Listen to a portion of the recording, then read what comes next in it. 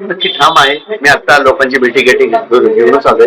कालपासून भेटीगाठी चालू आहेत, लोकांचे फोन चालू आहेत, लोकांचे काही जे काही प्रश्न आहेत त्यांचे जे काही निवेदन आहेत ते माझ्याकडे येऊ लागलेले आहेत आणि सगळी तयारी आमची झालेली आहे प्रचाराची.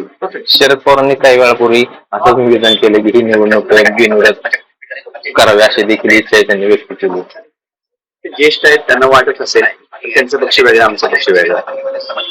त्यांनी इच्छा व्यक्त केली तेवढंच आता मला बोलायचं. रोहित पवारांनी काही वेळापूर्वी सपकाळ यांची भेट घेतली, उमेदवारी अर्ज माघारी घ्यायची विनंती केली, यावर काय सांगा?